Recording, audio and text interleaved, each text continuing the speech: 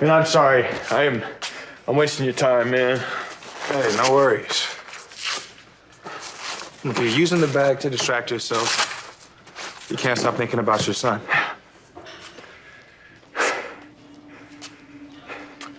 You know, Sasha and I watched as he was taken off the ventilator. Yeah. Not something either of us are gonna forget anytime soon, if ever. Have you considered therapy?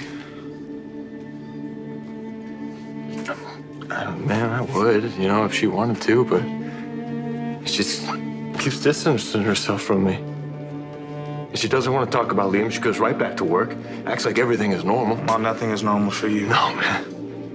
Brando, people, they grieve in different ways. You know, maybe Sasha just needs to grieve privately. The thing is, though, man, I'm worried that Sasha isn't grieving at all.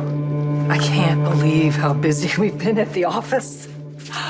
So much preparation to do for this IPO launch. It's exciting. Are you going to be the one to ring the bell when deception goes public? Gladys, how about we save the questions until after class? We're here to practice mindfulness. Yeah. Guess you really need a lot of inner peace right now because of Liam. No, Gladys. Not ever. Please don't shut me out, Sasha. Talking about loss really helps. You gotta open up to someone. What makes you think that I'm not? Brando told me you've been keeping him at arm's length ever since the baby's funeral. Forget what I said, man. Of course, Sasha's dealing with grief in her own way. It sounds like she's repressing her grief. She lost the child that she carried for 9 months. It was all she could think about. She was so excited to welcome our little guy into the world, and then when everything went incredibly wrong, she's distracting herself in order not to think about how much she's hurting. Yes, and if she can get through the day by diving into some project of deception, then who am I to argue? But she has to have some outlet for her grief somewhere, right? This repression isn't healthy. But who's to say she doesn't have an outlet? Even if it isn't you. Look, do you think this is less about Sasha not talking to you about Liam and more about you projecting what you need from her? I appreciate the concern, Gladys, but I'm fine. Really. Sorry, Sash. Not buying what you're selling. Keeping your emotions bottled up doesn't do a body good. Bottles crack, shatter even.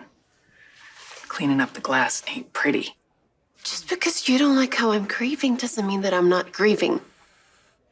Everyone copes differently, and I'm sorry if I'm not crying on your shoulder or Brando's.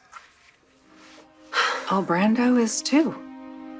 He's mourning that little baby just as much as you are. Maybe doing yoga right now wasn't such a good idea after all.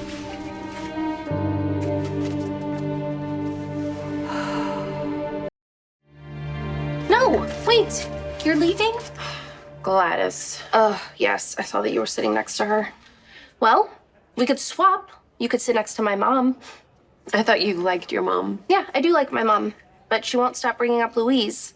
And if I wake up every morning thinking about the worst thing that's ever happened to me, I'll never get out of bed. I know. Brando and Gladys keep pushing me to talk about my feelings, but talking about Liam isn't going to make things better right now. Right, you're gonna be mourning Liam for the rest of your life. You just need to focus on putting one foot in front of the other. Or I won't be able to survive.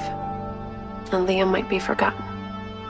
You are laser focused on Sasha's grief, and that's okay. But I think it helps distract you from your own pain and loss. Well, maybe if Sasha would open up about her feelings, I can open up to her. I mean, she's the only other person that knows exactly what you went through and what you're going through. You know, if you ever become a psychiatrist, I'm your first patient.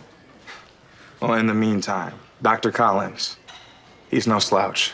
Give him a call if you want, even without Sasha. And if you still need to do some talking, I can have someone take over my shift. No, man. Thank you. I appreciate you taking your time with me. It's my pleasure.